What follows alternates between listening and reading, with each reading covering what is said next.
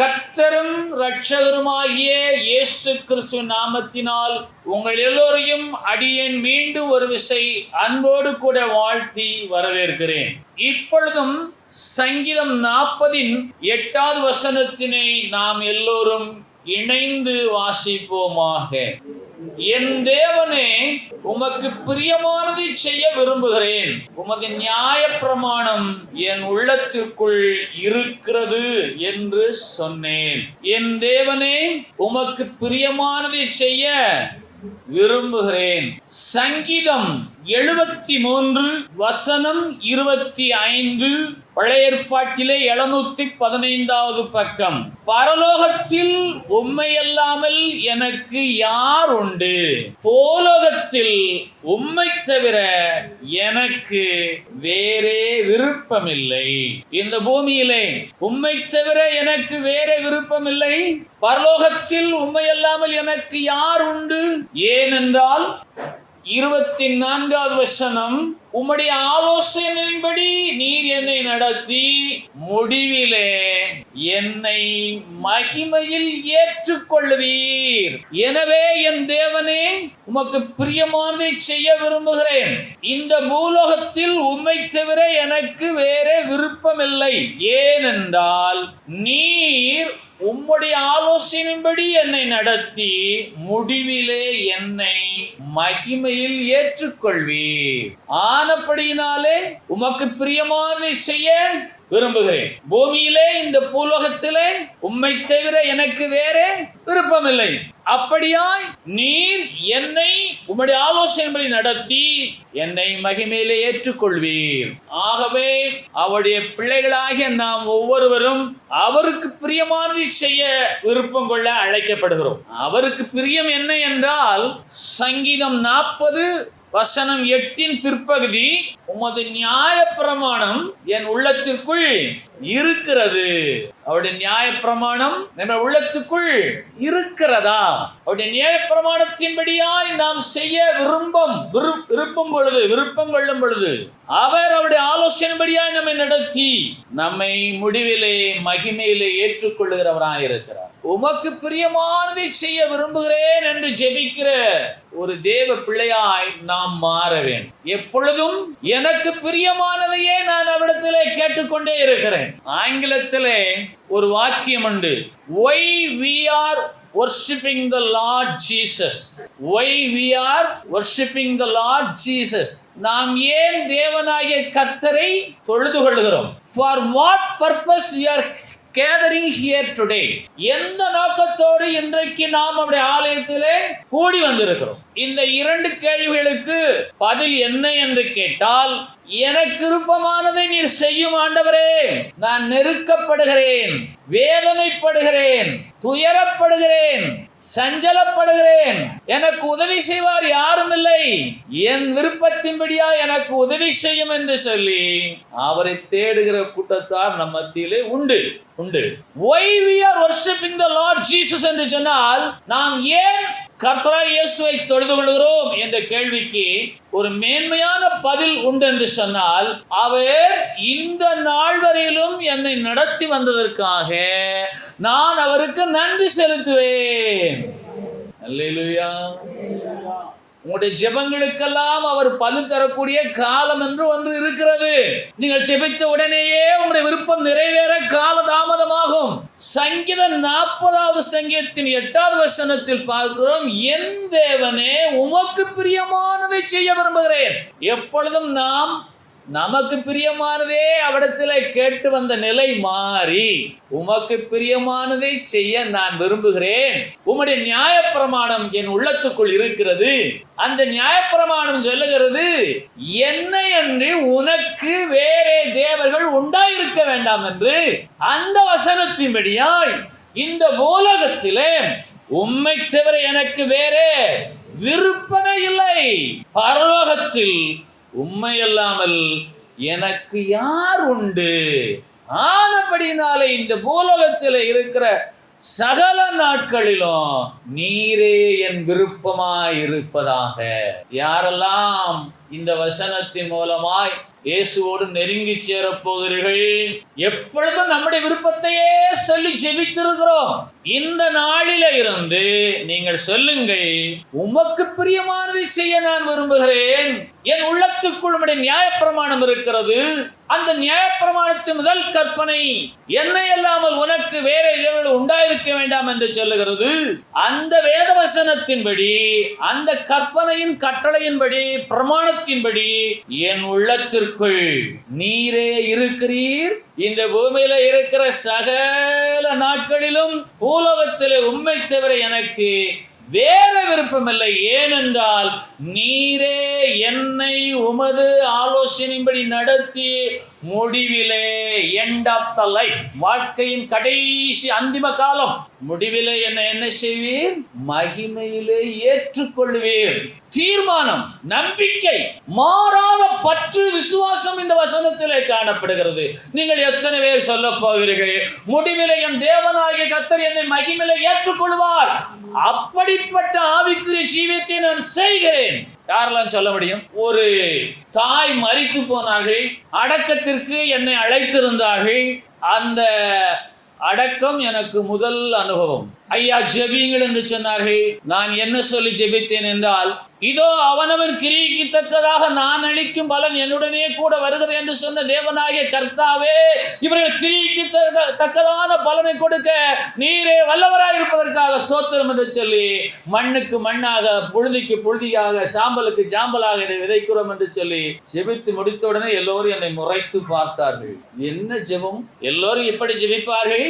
இவருடைய ராஜ்யத்தில் இளைப்பாறிக் கொண்டிருப்பதற்காக சோத்திரம், இவர் உமோடு கூட இருப்பதற்காக சோத்திரம், இவரை நாங்கள் முகமாய் காண்போம் என்பதற்காக சோத்திரம் என்று ஜெபிப்பார்கள். நீரோ என்றால் எப்படி ஜெபிக்கிறீர் என்று முறைத்து பார்த்தார்கள். அவருடைய பார்வையின் விளக்கம் புரிந்தது.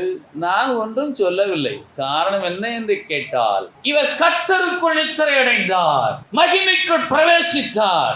இப்படிப்பட்ட வாக்கியங்கள் இன்றைக்கு உபயோகப்படுத்தப்பட்டு கொண்டுதான் இருக்கிறது. ஆனால் இங்க வேதம் என்ன சொல்லுங்க என்று சொன்னால், பூலகத்தில், இந்த பூமியில் உம்மை தவிர எனக்கு வேற விருப்பம் இல்லை.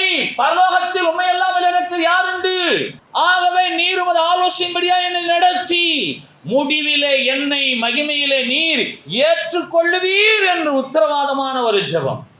ஆயினாலே நாளைக்கு நேரம் நாம் செத்து போவோமையானால் எங்கே இருப்போம்? இதுக்கா சர்ச்சுக்கு வந்தோம்? சாவே வராதா?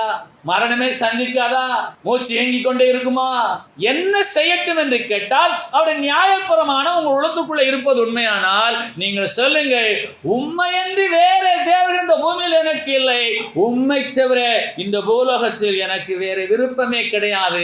நீர் என்னை எப்படியாய் நடத்துவீரோ அப்படியாய் நடத்தும் என்பதை என்னுடைய விருப்பமாயிருக்கிறது. அவர் உங்களை எப்படி நடத்துவார்? அமர்ந்த தண்ணீர் அண்டையிலே நடத்துவார், புல்லுள்ள இடங்களிலே நடத்துவார். உங்களுக்கு எதை கொடுத்தால் உங்களுக்கு ஆரோக்கியம் என்று நினைத்து அதை முடிவு செய்து அவர் கொடுப்பார். நீங்கள் என்றைக்குமே உச்சிதமான உணவுகளையே உண்ண முடியாது. சில நாட்களிலே காய்ச்சல் வரும், நீங்கள் ஒன்றையும் புசிக்க முடியாது. என் தேவனாகிய கர்த்தாவே, உமக்கு பிரியமானதை செய்ய விரும்புகிறேன். இந்த உலகத்திலே உம்மை தவிர எனக்கு வேற விருப்பமில்லை. நான் பட்டினியாய் கிடந்தாலும் நான் உம்மோடு பிள்ளையாய் இருப்பதே நான் நாடுகிறேன் என்று சொல்லுகிற தேவ பிள்ளைகள் உண்டோ? அல்லேலூயா. எல்லோரும் இயேசு எதற்காக தேடுகிறார்கள்? உலக ஆசீர்வாதங்கள், மேன்மையான வாழ்வு, அநேகர் மெச்சிக்கொள்ளத்தக்கதான ஒரு வாழ்க்கை முறை, அவர்கள் நினைத்ததெல்லாம் சாதிக்கிறார்கள் என்ற அந்தஸ்தை அடையும்படியாய் அநேகர் இயேசுவை தேடுகிறார்கள். தவறில்லை. ஆனால் அவர்கள் மகிமையை ஏற்றுக்கொள்ளப்படுவார்களா என்று வேதம் என்னை பார்த்து, உங்களை பார்த்து கேள்வி வைக்கிறது. அவருடைய ஆலோசனைப்படி நடக்கிறவர்கள், அவரையே தங்கள் விருப்பமாக கொள்ளுகிறவர்கள், உம்முடைய விருப்பத்தின்படி நான் செய்யட்டும் என்று சொல்லுகிறவர்கள், அவர்களைத்தான் தேவனாய் கர்த்தர் முடிவிலே மகிமையிலே ஏற்றுக்கொள்ளுகிறவராய் இருக்கிறார். வைகுண்ட பதவி அடைந்தார், சிவலோக பதவி அடைந்தார், சொர்க்கத்தை சென்றடைந்தார். யார் கண்டது? அற்புதமான வாக்கியம். இதோ அவனவன் கிரியைக்கு தக்கதாக நான் அளிக்கும் பலன் என்னுடனே கூட வருகிறது என்று சொன்னால், மரணத்துக்கு பின்பாக மாத்திரமல்ல, இந்த பூலோகத்தில் இருக்கும் போதே நீங்கள் என்னவெல்லாம் செய்கிறீர்களோ அதற்கு தக்க பலனை அவர் ஒவ்வொரு நாளும் உங்களுக்கு கொடுத்து கொண்டேதான் இருக்கிறார். ஆகவே இன்றைக்கு நீங்கள் சொல்லுங்கள், உமக்கு பிரியமானதை செய்யும்படியாக என்னை நீர் உமது ஆலோசனையிலே நடத்தி அருளும். அல்லேலூயா. முடிவிலே என்றால் மரணத்தின் போது மாத்திரமல்ல, இந்த நாள் முடிவிலே இரவிலே, இந்த நாள் முடிவிலே இரவிலே நீங்கள் நித்திரைக்கு செல்ல போகிறீர்கள். கர்த்தருக்கு சித்தமானால் நாளை காலையிலே கண் விழிப்பு இந்த உலகத்தை பார்ப்பீர்கள். இல்லை என்று சொன்னால் நீங்கள் மகிமையில இருப்பீர்கள். எத்தனை பேருக்கு ஒவ்வொரு நாளும் தூங்க போகும்போது நீங்க சொல்லுங்க, இயேசுவே உம்மை தவிர எனக்கு இந்த உலகத்தில் வேற ஏதும் விருப்பம் இல்லை, நான் நித்திரைக்கு செல்ல போகிறேன். நான் தூங்கி கொண்டிருக்கும் போதே ஒரு சர்ப்பம் என்னை தீண்டி ஒருவேளை நான் மரிக்கலாம், எனக்கு எந்த நிலையிலும் எப்படி வேண்டாலும் சாவு வரலாம். முடிவிலே, இந்த இரவின் முடிவிலே நீரவென்றால் என்னை மகிமையில ஏற்றுக்கொள்ளுவீர் என்று சொல்லி நான் தூங்க போகிறேன். என்னை சுற்றிலும் நீரே காவல் வையும். நிறைய பேருக்கு இந்த அறிவு கிடையாது. நினைச்சதெல்லாம் சாய்ச்சலாம் நினைக்காங்க, கிடையவே கிடையாது. அதனால ஒவ்வொரு நாளும் சொல்லுங்கள், உமது ஆலோசனைப்படி நீர் என்னை நடத்தும். நான் தான் என் ஆலோசனையை கொடுத்து விட்டேன், என்னை என்று உனக்கு வேற தேர்வு வேண்டாமே, உன் உள்ளத்தில் அது இருக்கிறதே. ஆகவே வேதம் சொல்லுகிற அற்புதமாக, உம்முடைய ஆலோசனைப்படி நீர் என்னை நடத்தி முடிவிலே என்னை மகிமையிலே ஏற்றுக்கொள்ளுவீர். யோவான் 12வது அதிகாரம் 43வது வசனம், புதிய ஏற்பாட்டிலே 147வது பக்கம். அவர்கள் தேவனால் வருகிற மகிமையிலும் மனுஷரால் வருகிற மகிமையை அதிகமாக விரும்பினார்கள். என்ன ஒரு அற்புதமான வசனம்! யாருக்கெல்லாம் இந்த வசனம் தெரியும்? சனகரிம் சங்கத்தார் ஆண்டவரை இயேசுவை ஏற்றுக்கொள்வதற்கு தடை. மனுஷரால் வருகிற மகிமையை அவர்கள் விரும்பினபடியினாலே தேவனால் வரக்கூடிய மகிமையை புறக்கணித்தார்கள். மகிமையின் ராஜாவாகிய இயேசுவை அவர்கள் ஏற்றுக்கொண்டாலும் ஏற்றுக்கொள்ளாதை போல நடித்தார்கள். சரித்திரத்தை வாசித்து பாருங்கள். அவர்கள் தேவனால் வருகிற மகிமையிலும் மனுஷரால் வருகிற மகிமையை அதிகமாக விரும்பினார்கள் என்று சொன்னால், இன்றைக்கும் மனுஷரால் வரும் மகிமையை விரும்பக்கூடிய கிறிஸ்தவ போதகர்கள், விசுவாச பிள்ளைகள் இருக்கிறார்கள். என்ன பிஷப்பு, ரெவரண்டு, டாக்டர் இயேசு கிறிஸ்து கொடுத்திருந்தால் அவருக்கு கொடுக்க பட்டமே காணாது. அவ்வளவு பட்டங்களும் அவருக்கு தான் தேவைப்படும், அவருக்கு தான் பொருந்தும், அவர்தான் அதுக்கு தகுதியானவர். ஆனால் அவர் எந்த ஒரு அடைமொழியையும் தன்னுடைய பெயரோடு சேர்த்து கொள்ளவே இல்லை. இவர்களாகத்தான் சொன்னார்கள், நசரேயனாகிய இயேசுவே என்று சொன்னார்கள், தாவீதின் குமாரனே என்று சொன்னார்கள். அவர் வாயினாலே ஒரு பேரையும் அவர் சொல்லவில்லை. ஆனால் இங்கே வேதம் சொல்லுகிறதை பாருங்கள். யோவான் 12:43 அவர்கள் தேவனால் வருகிற மகிமையிலும் மனுஷரால் வருகிற மகிமையை அதிகமாக விரும்பினார்கள். இன்றைக்கும் கிறிஸ்தவர்கள் மனுஷரால் வரக்கூடிய மகிமையைத்தான் அதிகமாக விரும்புகிறார்கள், தேவனால் வருகிற மகிமையை கொஞ்சமாக ஏற்றுக்கொள்ளுகிறார்கள். எதற்காக ஏற்றுக்கொள்ள என்று சொன்னால், முடிவிலே என்னை மகிமையில ஏற்றுக்கொள்ள வேண்டுமே. இந்த யோவான் 12:43 நீங்கள் உங்கள் வீட்டிலே எழுதி உங்கள் கண்கள் காண அதை பதித்து வையுங்கள். ஒவ்வொரு நாளும் அதை வாசியுங்கள். தேவனால் வருகிற மகிமையை காட்டிலும் மனுஷரால் வரும் மகிமையை நான் விரும்புகிறேனோ? என் இயேசுவே, உமக்கு பிரியமான நிச்சயம் விரும்புகிற நான், உம்மை தவிர எனக்கு இந்த பூமியில வேற விருப்பம் இல்லை என்று கேள்விப்பட்டிருக்கிற நான், நீர் என்னை மகிமைப்படுத்தினால் போதும், நீர் என்னை மகிமைப்படுத்தினால் போதும். ஆகவே இன்றைக்கு இந்த பூமியிலே வாழக்கூடிய வாழ்க்கை எப்படிப்பட்டதா இருக்கிறது? உங்களுடைய வாழ்க்கை முறை தேவ நாமத்தை மகிமைப்படுத்துகிறதாய் காணப்பட வேண்டும். மனுஷரால் வருகிற மகிமைக்காக நீங்கள் வாழக்கூடாது. 1 தெசலோனிக்கேயர் 2வது அதிகாரம் 11வது வசனம், புதிய ஏற்பாட்டில் 280வது பக்கம். மேலும் தம்முடைய ராஜ்யத்திற்கும் மகிமைக்கும் உங்கள் அழைத்த தேவனுக்கு நீங்கள் பாத்திரராய் நடக்க வேண்டுமே. கர்த்தராகிய தேவன் நம்மை எதற்கு அழைத்திருக்கிறார்? அவருடைய ராஜ்யத்திற்கும் அவருடைய மகிமைக்கும் பாத்திரராய் நான் நடக்க வேண்டும் என்று சொல்லி நம்ம அழைத்திருக்கிறார். ஆகவே இன்றைக்கு அவருடைய ராஜ்யத்திற்கு பங்காளிகளாய், அவருடைய மகிமைக்கு பங்காளிகளாய் நாம் காணப்படும்படியாக 1 தெசலோனிக்கேயர் 2வது அதிகாரம் 11வது வசனம் நமக்கு அறிவை போதிக்கிறது.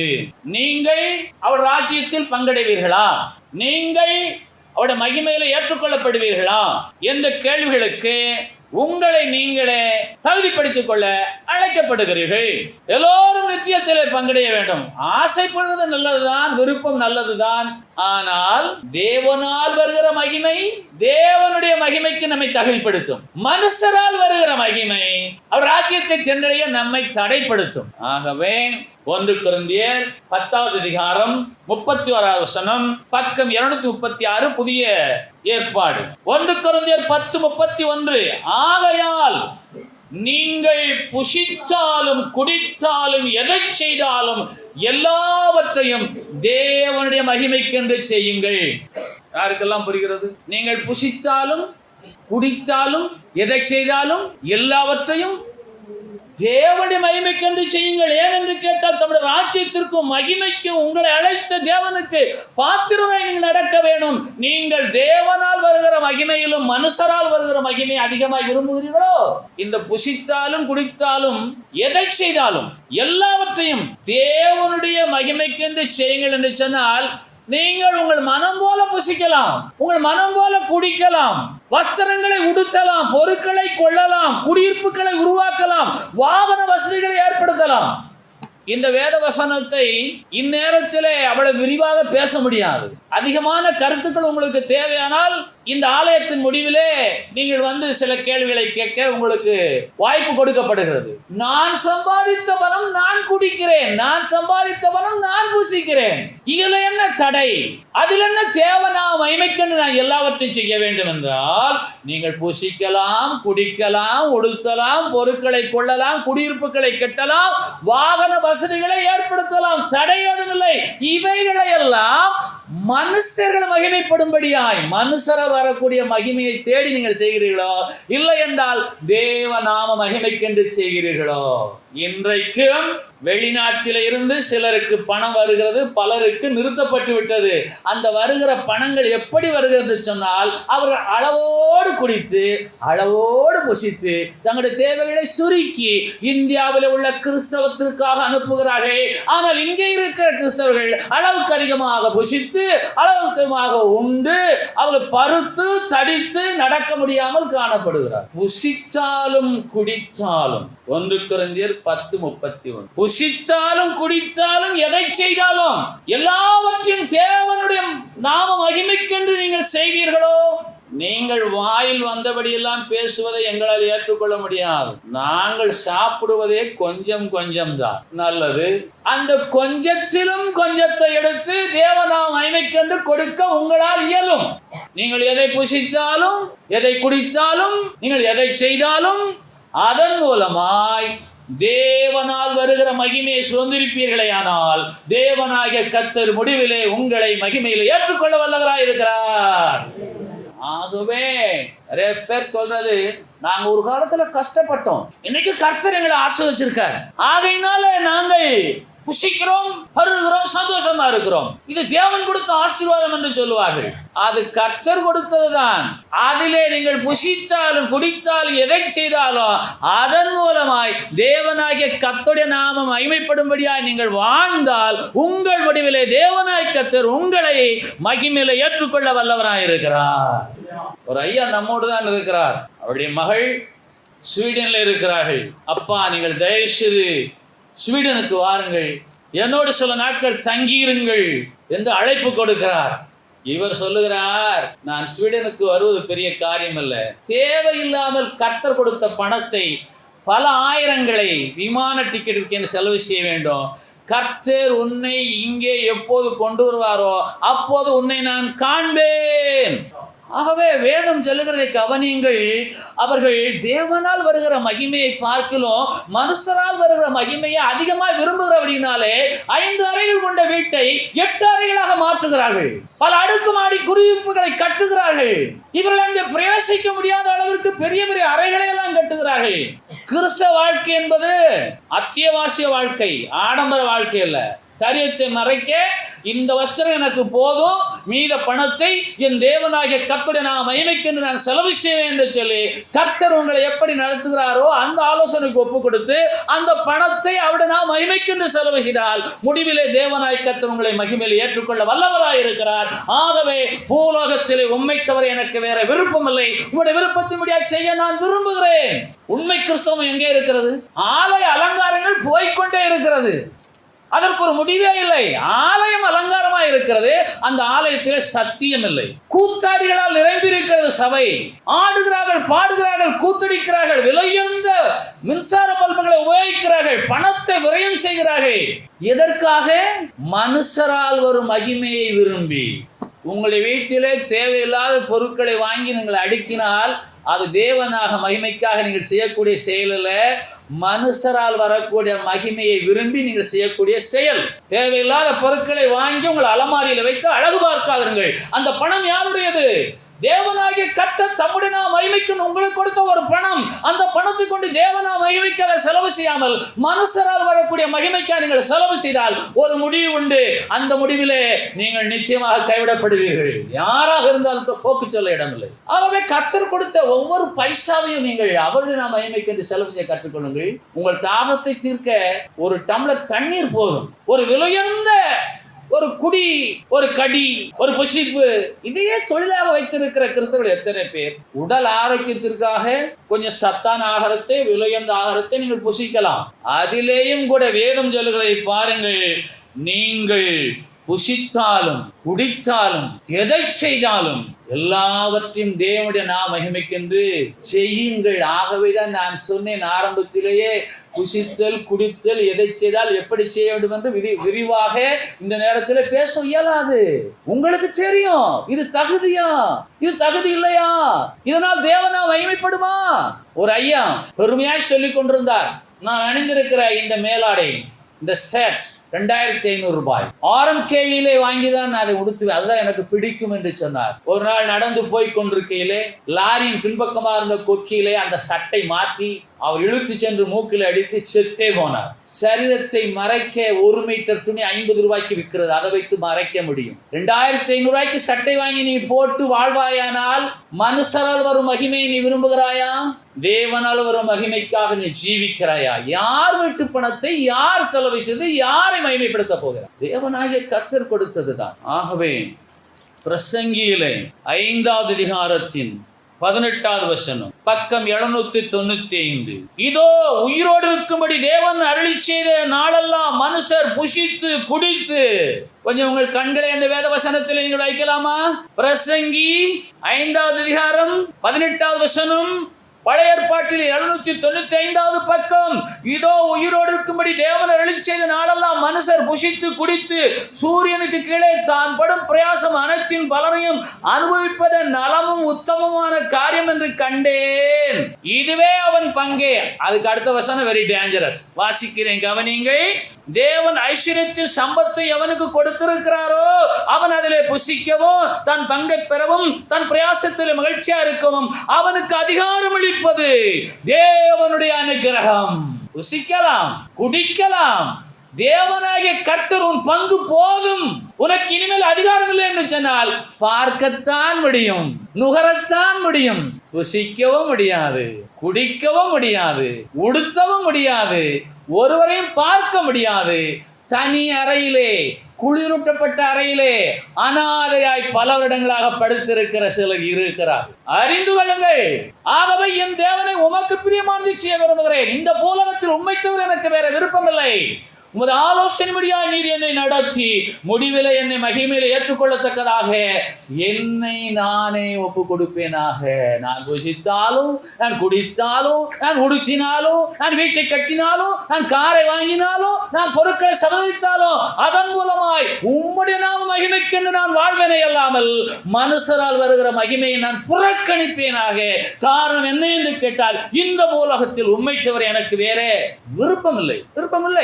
அநேகர் சொல்லுகிறார்கள், அந்நாட்களில் நாங்கள் கஷ்டப்பட்டோம், இந்நாட்களில் நாங்கள் புசித்து செழிப்பாய் வாழ்கிறோம். பிரசங்கி 5:19 மறந்து போக வேண்டாம். தன் பிரயாசத்திலே மகிழ்ச்சியாயிருக்கவும் அவன் அதிலே புசிக்கும் தன் பங்கை பெறவும் அவனுக்கு அதிகாரம் அளிக்கிற தேவனாகிய கர்த்தர் ஒருவர் இருக்கிறார். அவருடைய மகிமைக்கென்று வாழ்கிற கிறிஸ்தவ ஜனமாய் நீங்கள் மாறுங்கள். 1 கொரிந்தியர் 8வது அதிகாரம் 8வது வசனம், புதிய ஏற்பாட்டில் 234வது பக்கம், போஜனமானது நம்மை தேவனுக்கு உகந்தவர்களாக்க மாட்டாது. கவனிங்கள், போஜனமானது நம்மை தேவனுக்கு உகந்தவளாக்க மாட்டாது. எண்ணத்தினாலெனில் புசிப்பதினால் நமக்கு ஒரு மேன்மை இல்லை, புசியாதிருப்பதினால் நமக்கு ஒரு குறைவும் இல்லை. விக்கிரகங்களுக்கு படைக்கப்பட்டதை குறித்து சொல்லப்பட்ட வார்த்தை இது. ஆனாலும் இந்நாட்களுக்கு இது பொருந்தும். பட்டினியாவே கிடக்க விட்டுருவாரா கர்த்தர்? சாப்பிட்டு கொண்டே இரு என்று சொல்லிவிடுவாரா கர்த்தர்? பிரசங்கி 5:19 நினைவில் கொள்ளுங்கள். அதிகாரம் அளிக்கிற தேவனாய் கர்த்தர் அதிகாரம் அளிக்க போய்த்தான் நீங்கள் புசிக்கவும் குடிக்கவும் உடுக்கவும் முடிகிறது. தன் பங்கிலே மகிழ்ச்சியா இருக்க கிருபை செய்கிற ஒரு தேவன் இருக்கிறார். ஆகவே சில தொலைக்காட்சிகளிலே சில நேரங்களிலே பார்க்கும்போது வேதனையாக இருக்கிறது. ஓ, நாங்கள் செழிப்பிலே வாழ்கிறோம். உன் செழிப்பை தேவனாய் கர்த்தர் இமைப்பொழுதிலே தடை செய்ய முடியும். அவைகளை அனுபவிக்கும்படியான அதிகாரத்தையும் மகிழ்ச்சியா இருக்கும்படியான அதிகாரத்தையும் பங்கையும் அவர் கொடுத்தபடினாலதான் நீ புசித்துக் கொண்டிருக்கிறாய். ஆகவே நீ புசித்தாலும் குடித்தாலும் எதை செய்தாலும் அவருடைய நாம் மகிமைக்கென்று செய்வாயா என்று வேதம் என்னை பார்த்து கேட்கிறது. உங்களுக்கு விருப்பமானால் உங்களுக்கும் இதை நீங்கள் சொந்தமாக்கிக் கொள்ளலாம். நான் கஷ்டப்படுகிறேன் என்று சொன்னால் வேதாகமத்தின்படி ஏற்றுக்கொள்ள முடியாது. என்ன கஷ்டம்? உங்களுடைய எதிர்பார்ப்பு, உங்களுடைய விருப்பம் வானளாவியது, அது மலை உயர்ந்தது. இருக்கிற வீடு போதவில்லை, இன்னும் வீட்டை கட்ட வேண்டும். உங்களுடைய விருப்பம் அது. இருக்கிற வாகனம் போதவில்லை, இதை விட சமீப காலமாக வந்த புதிய வாகனம் வேண்டும். சிலர் அப்படித்தான், எந்த கார் புதிதாக வந்தாலும் அந்த காரை வாங்கி கொண்டே இருப்பார்களாம். யாருக்காக? மனுஷரால் வருகிற மகிமையை விரும்பி. கிறிஸ்தவர்களை சொல்லுகிறேன், தொழில் அதிபர்களை சொல்ல முடியாது. அவர்கள் இந்த பூமிக்குரியவர்கள், நாமோ பரலோகத்துக்குரியவர்கள். ஆகவே தான் பரலோகத்தில் உண்மையல்லாமல் எனக்கு யார் உண்டு? நான் உங்க முன்பாக வந்து நிற்கும் போது நான் உங்களுடைய மகிமைக்காக வாழ்ந்தேன் என்று சொல்லி நீ என்னை ஏற்றுக்கொள்ள வேண்டுமே உங்களுடைய மகிமையிலே. ஆகவே நான் புசித்தாலும் முடித்தாலும் எதை செய்தாலும் உம்முடைய மகிமைக்கென்று செய்வேனே. போஜனமானது நம்மை தேவனுக்கு உகந்தவளாக்க மாட்டாது. சாப்பிட்டு சாப்பிட்டு அழிக்காதுங்க, அளவோட சாப்பிடுங்க. 1 கிலோ சிக்கனை வாங்கி பொரிக்கணும், 1 கிலோ மட்டனை வாங்கி வறுக்கணும், இன்னொரு 1 கிலோ மட்டனை வாங்கி பிரியாணி போடணும். தொண்டைக்கு கீழே போனா ஒண்ணுக்கு ஆகாது. 1/2 கிலோ வாங்கி சாப்பிட்டா 1/2 கிலோவே ஏழை எளிய ஜனங்களை நினைப்பீங்களா? போஜனமானது நம்மை தேவனுக்கு உகந்தவளாக்க மாட்டாது. அவர் மகிமையில உங்களை ஏற்றுக்கொள்ள முடியாது. எண்ணத்தினாலெனில் புசிப்பதினால் நமக்கு ஒரு மேன்மையும் இல்லை, புசியாதிருப்பது நமக்கு ஒரு குறையும் இல்லை. இந்த புசிப்பும் குடிப்பும் இந்த சரீரத்திற்காக மாத்திரமே. ஆனால் தேவனாய் கர்த்தருடைய நாமத்துக்கு மகிமையாக நீங்கள் ஜீவிப்பீர்களே ஆனால் அவர் உங்களை மகிமையிலே ஏற்றுக்கொள்வார் முடிவிலே. யாருக்கெல்லாம் விருப்பம்? அதனால கொஞ்சம் செலவெல்லாம் சிக்கனமா செய்யுங்க. என்ன, எனக்கு இது இருந்தா தான் சாப்பிடுவேன்னு நினைச்சீங்கன்னா கர்த்தருக்கு பிரியமான வாழ்க்கையில் கர்த்தர் எதை கொடுத்தாரோ அதை நான் சாப்பிடுவேன். எத்தனை பேர் எப்படி சொல்லுவீங்க? எத்தனை பேர் சொல்ல போறீங்க? ரோமர் 14வது அதிகாரம் 17வது வசனம், தேவனுடைய ராஜ்யம் புசிப்பும் குடிப்பும் அல்ல, அது நீதியும். தேவனுடைய ராஜ்யத்திற்கும் மகிமைக்கும் உங்களை அழைத்த தேவனுக்கு நீங்கள் பாத்திரமாய் நடந்து கொள்ள வேண்டும் என்று சொன்னால் தேவனுடைய ராஜ்யம் புசிப்பும் குடிப்பும் அல்ல. அந்த ராஜ்யம் நீதியும் சமாதானமும் பரிசுத்த ஆவியினால் உண்டாகும் சந்தோஷமா இருக்கிறது. அதெல்லாம் சொல்லமா? அதனால உங்களுக்குள்ளாக பரிசுத்த ஆவியானுடைய சந்தோஷம் இருக்கணும். கர்த்தர் நிம்மட்டு கிருபையா நடத்தி கொண்டிருக்கிறார். தேவனாய் கர்த்தருக்கும் நான் அவருக்கு பிரியமானவளை செய்கிறேன். அவர் தமது ஆலோசனையிலே என்னை நடத்துகிறார். அவர் முடிவிலே என்னை மகிமையில ஏற்றுக்கொள்வார். நான் ஒரு ராஜ்யத்திற்கு ஒரு மகிமைக்கும் பார்த்தனா நடந்து கொண்டிருக்கிறேன். ஆகையால் நான் புசித்தாலும் குடித்தாலும் எதை செய்தாலும் எல்லாவற்றையும் தேவனாகிய கர்த்தருடைய நான் மகிமைக்கு என்றே செய்வேன். போஜனமானது என்னை தேவனுக்கு உகந்தவனாக ஆக்காது. தேவனுடைய ராஜ்யம் புசிப்பும் குடிப்பும் அல்ல, அது நீதி, அது சமாதானம், பரிசுத்த ஆவியினால் உண்டாகிற சந்தோஷம். அல்லேலூயா. எபேசியர் 1வது அதிகாரம் 14வது வசனம், பக்கம் 264, புதிய ஏற்பாடு. எபேசியர் 1வது அதிகாரம் 14வது வசனம், அவருக்கு சொந்தமானவர்கள் அவருடைய மகிமைக்கு புகழ்ச்சியாக மீட்கப்படுவார்கள். இன்றைக்கே இப்பொழுதே நீங்கள் மறுபடியும் மீட்கப்பட போகிறீர்கள். அவருக்கு சொந்தமானவர்கள் அவருடைய மகிமைக்கு புகழ்ச்சியாக மீட்கப்படுவார்கள் என்பதற்கு ஆவியானவர் நம்முடைய சுதந்திரத்தின் அச்சாரமாய் இருக்கிறார். ஆவியான கர்த்தர் நமக்கு அச்சாரமாய் கொடுக்கப்பட்டிருக்கிறார். அவருடைய மகிமைக்கு புகழ்ச்சியாக மீட்கப்படும்படிக்கு அவருக்கு சொந்தமான நீங்கள் மீண்டும் ஒரு மீட்பை பெற வேண்டியது அவசியமா இருக்கிறது. அந்த ஆவியான தேவன் உங்களுக்குள்ளாக இருந்து உங்களோடு கூட பேசுகிறவராய் இருக்கிறார். இந்த ஆவியான தேவனை பயன்படுத்த வேண்டிய விதத்தை விட்டுவிட்டு பயன்படுத்தக்கூடாத விதங்களிலே அதிகமாய் பயன்படுத்துகிறார்கள். ஆவியிலே நிறையுங்கள், அந்நிய பாஷையிலே பேசுங்கள், ஆடுங்கள், பாடுங்கள், துதியுங்கள், கொண்டாடுங்கள், இதோடு நின்று போய் விடுகிறது. ஆனால் வேதம் சொல்லுகிறதை பாருங்கள், அவருக்கு சொந்தமான நீங்கள் அவருடைய மகிமைக்கு புகழ்ச்சியாக மீட்கப்படும்படிக்கு ஆவியான தேவன் உங்களுக்கு அச்சாரமாய் கொடுக்கப்பட்டிருக்கிறார். சுதந்திரத்தை பங்கடையும்படியா, சுதந்திரத்தில் பங்கடையும்படியா. அப்ப ஆவியான தேவன் உங்களுக்குள்ளாக இருந்து உங்களோடு கூட அவர் பேசுகிறவராகவே இருக்கிறார். எபேசியர் 4:30 அன்றியும் நீங்கள் மீட்கப்படும் நாளுக்கென்று முத்திரையாக பெற்ற தேவனுடைய பரிசுத்த ஆவியை துக்கப்படுத்தாதிருங்கள். தேவன் தந்த ஆவி அது உங்களுக்குள் தீபமாய் எழுப்பி பிரகாசிக்கிறதா இருக்கிறது. நீங்கள் அவருக்கு சொந்தமானவர்கள், வழிவிலகி போய்விட்டீர்கள். அவர் தம்முடைய மகிமைக்கு புகழ்ச்சியாக உங்களை மீட்கும்படியாக பரிசுத்த ஆவியாகிய தேவனை உங்களுக்கு அவர் அச்சாரமாய் கொடுத்திருக்கிறார், சுதந்திரவாளிகளாய் மாறுவதற்கு. அந்த ஆவியான தேவன் உங்களுக்குள்ளாக இருந்து துக்கப்படும்படியாக நீங்கள் நடக்காதபடிக்கு நீங்கள் மீட்கப்படும் நாளுக்கு முத்திரையாக பெற்ற, அச்சாரமாக பெற்ற ஆவியான தேவன் துக்கப்படும் அளவிற்கு நீங்கள் புசித்து குடித்து உடித்து எதையெல்லாம் செய்து மனுஷரால் ஒரு மகிமையை தேடப் போகிறீர்களோ, இல்லை என்று சொன்னால் தேவனால் ஒரு மகிமைக்காக காத்திருக்க போகிறீர்களோ? ஆகவே வேதம் சொல்வதை பாருங்கள், தம்முடைய ராஜ்யத்திற்கும் மகிமைக்கும் உங்களை அழைத்த தேவனுக்கு நீங்கள் பாத்திரராய் நடந்து கொள்ளும்படிக்கு தேவனாகிய கர்த்தருடைய ஆவியான தேவன் உங்களுக்குள்ளாக அச்சாரமாக வைக்கப்பட்டிருக்கிறார். ஆனால் புறம்பான அலங்கரிப்புகள் அதிகமாக இருக்கிறது. அசைவுகள், ஆட்டங்கள், அலறுகள், கூச்சல்கள்.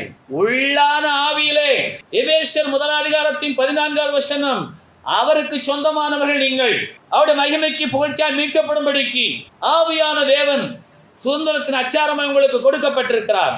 ஆனபடினால நீங்கள் இப்பொழுதே மீட்கப்படும்படிக்கு, மீட்கப்படும் நாளுக்கு முத்திரையாக பெற்ற பரிசுத்த ஆவியை நீங்கள் துக்கப்படுத்தாதபடிக்கு தேவன் அந்த ஆவி உங்களோடு பேசுகிறது. அந்த சத்தத்திற்கு நீங்கள் செவி கொடுத்து நீங்கள் புசித்தாலும் குடித்தாலும் எதை செய்தாலும் எல்லாவற்றையும் தேவநாம மகிமைக்கென்று செய்ய ஆயத்தப்படுவீர்களாக. அல்லேலூயா. ரோமர் 7:15 புதிய ஏற்பாட்டில் 215 பக்கம். எப்படியெனில் நான் செய்கிறது எனக்கே சம்மதி இல்லை, நான் விரும்புகிறதை செய்யாமல் நான் வெறுக்கிறதையே செய்கிறேன். தேவனே, உமக்கு பிரியமானதை செய்ய விரும்புகிறேன், நான் செய்கிறதோ எனக்கோ சம்மதி இல்லை. ரொம்ப ஒரு வேடிக்கையான வசனம். ரோமர் 7:15 முன்பாக யாரும் தப்பிக்க முடியாது. நீங்கள் அந்த வசனத்தின்படி பாருங்கள். நான் செய்கிறது எனக்கே சம்மதி இல்லை, இருக்கிறதெல்லாம் குடித்தே அழிக்கிறேன், புசித்தே அழிக்கிறேன், உடுத்தியே அழிக்கிறேன், பொருட்களை வாங்கி அழிக்கிறேன், இவைகளை என்னால் விட முடியவில்லையே. நான் விரும்புகிறதை செய்யாமல் நான் வெறுக்கிறதே செய்கிறேனே. இந்த அறிவு எப்போது உண்டாகிறது என்று சொன்னால், மீட்கப்படும் நாளுக்கு முத்திரையாக பெற்ற தேவனுடைய பரிசுத்தாகிய தெய்வம் உங்களோடு பேசிக் கொண்டிருக்கிறார். நீங்கள் அவருக்கு சொந்தமானவர்கள், அவருடைய மகிமைக்கு புகழ்ச்சியாக மீட்கப்படும்படிக்கு சுதந்திரத்தின் அச்சாரமாக பரிசுத்தாகிய தேவனை, பரிசுத்தாவிய தெய்வத்தை தேவனாய் கர்த்தர் உங்களுக்காக வைத்து வைத்திருக்கிறார். அந்த பரிசுத்தாவியாகிய தெய்வங்களோடு பேசும் பொழுது நீங்களும் உங்கள் மாமிசத்தோடு பேசுகிறீர்கள். என்ன பேசுகிறீர்கள்? நான் செய்கிறது எனக்கே சம்மதி இல்லை. சரியா செய்கிறேன்னு சொல்றேங்க எத்தனை பேர்? சொல்லுங்க பாப்போம். நான் செய்யறதெல்லாம் கரெக்ட் சொல்ல முடியுமா? நான் செய்கிறது எனக்கே சம்மதி இல்லை. தேவனால் வருகிற மகிமை பார்க்கிறோம், மனுஷரால் வரும் மகிமையை நாடி இந்த பொருளை நான் கொள்ளுகிறேனே. புரியுமா? ஏன்? அந்த தேவனாகிய கர்த்தருடைய ஆவியான தெய்வம் உங்களுக்குள்ளாக இருந்து உங்களோடு பேசுகிறபடினாலே நீங்கள் சொல்லுகிறீர்கள், நான் செய்கிறது எனக்கே சம்மதி இல்லை, நான் விரும்புகிறதை செய்யாமல் நான் வெறுக்கிறதே செய்கிறேன். நீங்கள் செய்வது உங்களுக்கே மனசுக்கு சம்மதம் இல்லையே. 16 இப்படி நான் விரும்பாததை செய்கிறவனாயிருக்க நியாயப்பிரமாணம் நல்லதென்று ஒத்துக்கொள்ளுகிறேனே. நியாயப்பிரமாணம் என்ன சொல்லுகிறது? பிறனுக்குண்டான யாதொன்றையும் இச்சியாதிருப்பாயாக. உபாகமம் 5:21 பிறனுடைய மனைவி இச்சியாதிருப்பாயாக, வீட்டையாயிலும் நிலத்தையாயிலும் வேலைக்காரனாய வேலைக்காரை எருதையாயும் கழுதையாயிலும் பிறனுக்குள்ள யாதும் இச்சியாதிருப்பாயாக. இந்த நியாயப்பிரமாணம் எனக்கு நல்லது என்று தோன்றுகிறது. காரணம் என்ன என்று கேட்டால், நான் என் கண்களினால் இச்சிக்கிறபடியினாலே. நீங்கள் உங்கள் உறவினர் வீட்டுக்கு சென்று வந்த உடனே உங்கள் வீட்டில் சில மாற்றங்களை செய்ய விரும்புகிறீர்கள். அங்கே அந்த ரூம் நல்லா இருந்தது, நம்ம இந்த ரூம் அடிச்சுட்டு இப்படி கெட்டியே ஆகணும். பிறனுடைய வீட்டையாயிலும் நிலத்தையாயிலும் அவங்க வீட்டுல போர்த்திக்குள்ள இருக்கிற கார் சூப்பரா இருக்குது, நம்ம காரை கழிச்சிட்டு புது கார் வாங்கிடுவோம். ஆகவே நான் விரும்பாததை செய்கிறவனா இருக்கிறபடினாலே நியாயப்பிரமாணம் நல்லதென்று நான் ஒத்துக்கொள்கிறேன். என் தேவனே, உமக்கு பிரியமானதை செய்ய விரும்புகிறேன். உமது நியாயப்பிரமாணம் என் உள்ளத்துக்குள் இருக்கிறது. அவருடைய நியாயப்பிரமாணம் உங்கள் உள்ளத்துக்குள் இருந்தால் பிறனுக்குண்டான யாதென்று நீங்கள் இச்சித்து பார்க்காமல் என் தேவனாகிய கர்த்தர் எனக்கு கொடுத்தது அவருடைய மகிமைக்கு நான் இவைகளை பயன்படுத்துகிறேன். என் தேவனாகிய கர்த்தரால் வருகிற மகிமை எனக்கு போதும். மனுஷரால் வருகிற மகிமையை பார்க்கிலும் தேவனால் வருகிற மகிமையை பார்க்கிலும் மனுஷரால் வருகிற மகிமையை அதிகமாய் விரும்புகிற கிறிஸ்தவர்கள். ஆகவே நான் செய்கிறது எனக்கே சம்மதி இல்லை. யாரெல்லாம் சொல்ல போகிறீர்கள்? 25,000 ரூபாய்க்கு பட்டுச்சேலை வாங்கி 25 நாள் கூட உடுக்கல, 25 வருஷம் ஆயிப்போச்சு. பெட்டிக்குள்ள எடுத்தா பொடுன்னு ஓடிய போகுது. யார் வீட்டு பணத்தை யார் கொள்ளையடிக்கிறார்கள்? ஜவுளி கடைக்காரர் வசதி ஆகி போவார். வெறும் 250 ரூபாய்க்கு அருமையான சேலை வாங்கி அழகாக உடுக்கலாம். உங்களை பார்க்கிறவர்கள் யாரும் உங்களை பெருமை பாராட்டி உங்களுடைய வயிறு நிறைய போவதில்லை. ஆகவே நீங்கள் புசித்தாலும் உடுத்தாலும் உடுத்தினாலும் பொருட்களை கொண்டாலும் நிலத்தை வாங்கினாலும் வீட்டை கட்டினாலும் வாகனத்தை வாங்கினாலும் எல்லாவற்றின் மூலமாய் மனுஷரால் வருகிற மகிமையை விரும்புவீர்களேயானால் ரோமர் 7:15 படி எப்படி எனில் நான் செய்கிறது எனக்கே சம்மதி இல்லை. நான் விரும்புகிறதை செய்யாமல் நான் வெறுக்கிறதை செய்கிறேன். கர்த்தர் உங்களை பார்த்து சொல்லவில்லை, நீங்களே சொல்லுகிறீர்கள். நானே வெறுக்கிறேன், என்னுடைய செயல் எனக்கே சரியில்லை. ஆனபடினால இன்றைக்கே தீர்மானிப்பேன், பிறனுடைய வீட்டையாயிலும் இப்படி நிலத்தையாயிலும் இப்படி வேலைக்காரியாயிலும் வேலைக்காரனாயிலும் எருதையாலும் கழுதையாயிலும் பிறனுக்குள்ள யாதென்று நான் இச்சிக்க மாட்டேன். என் தேவனே, உமது நியாயப்பிரமாணம் என் உள்ளத்துக்குள் இருக்கிறது. நீரே என் தேவன். அல்லேலூயா. உங்களுடைய ஆலோசனைப்படி நீர் என்னை நடத்தும். வந்துடலாமா? உங்களுடைய கண்களினாலே நீங்கள் எல்லாவற்றையும் காணலாம். உங்களுக்கு உரிமை உண்டு. நீங்கள் புசிக்கலாம், குடிக்கலாம், உடுத்தலாம், அனுபவிக்கலாம், சொந்தம் கொண்டாடலாம். அவைகளெல்லாம் மனுஷரால் வருகிற மகிமைக்காக செய்கிறீர்களோ தேவனால் வரப்போகிற மகிமைக்காக செய்கிறீர்கள் என்பதை நீங்களே முடிவு செய்து விடுங்கள். ஆகவே நீங்கள் ஒவ்வொரு தேவையிலும் ஒவ்வொரு பொருளை கொள்ளும் பொழுதும் ஒவ்வொரு செயலை செய்ய திட்டம் போடும் பொழுதும் நீங்கள் சங்கீதம் 73:24 உங்களை நீங்களே ஒப்புக்கொடுங்கள். உம்முடைய ஆலோசனைப்படி நீர் என்னை நடத்தி முடிவிலே என்னை மகிமையிலே ஏற்றுக்கொள்வீர். ஆனபடியினாலே இந்த பூலோகத்திலே உம்மை தவிர எனக்கு வேறே விருப்பம் இல்லை. பரலோகத்திலே உம்மை அல்லாமல் எனக்கு யார் உண்டு? யார் உண்டு? பரலோகத்திலே யார் உண்டு? ஒருவரும் கிடையாது. ஏமாந்து போகாது. நான் பரலோகத்துக்கு போனேன், பவுலை பார்த்தேன், காலேப்பை பார்த்தேன், மோசையை பார்த்தேன், பேசிக்கொண்டே இருந்தேன். என்ன புழுவனி பசங்க இருக்காங்க தெரியுமா? பரலோகத்தில் உண்மை இல்லாமல் எனக்கு யாருண்டு என்றால் ஒருவர் பரலோகத்தில் கிடையாது. நீங்கள் தான் போகிறீர்கள். ஏன்? அவருடைய ஆலோசனைக்கு நீங்கள் உங்களை ஒப்பு கொடுப்பீர்களேயானால் அவர் முடிவிலே உங்களை மகிமையிலே ஏற்றுக்கொள்வார். அல்லேலூயா. ஆகவே கர்த்தருடைய பிள்ளைகளாகிய நீங்களும் நானும் எதை செய்தாலும் தேவநாம மகிமைக்கென்று செய்ய வேண்டும். அப்பொழுது அவர் முடிவிலே நம்மை மகிமையிலே ஏற்றுக்கொள்வார். இந்த பூலோகத்தில் அவரை தவிர நமக்கு வேற விருப்பம் வேண்டாம். பரலோகத்தில் அவரை இல்லாமல் நமக்கு யாரும் இல்லை.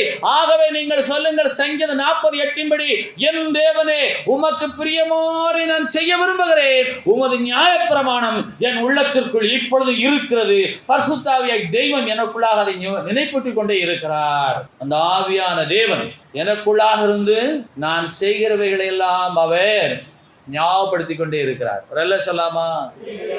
ஆகவே கடந்து போன காலங்கள் எல்லாம் போகட்டும். இந்த நாளில் இருந்து நீங்கள் சொல்லுங்கள், நான் செய்கிறது எனக்கே சம்மதி இல்லை என்ற நிலை மாறுவதாக. அல்லேலூயா. நான் விரும்புகிறதை செய்யாமல் நான் வெறுக்கிறதே செய்வேனே. ஆனால் இப்படி நான் விரும்பாதை செய்கிறவனாயிருக்க நியாயப்பிரமாணமே நல்லது என்று நான் ஒத்துக்கொள்வேன். அல்லேலூயா. எல்லாரும் எழுந்திருப்போம். கரங்களிலே காணிக்கை எடுத்துக்கொள்வோம்.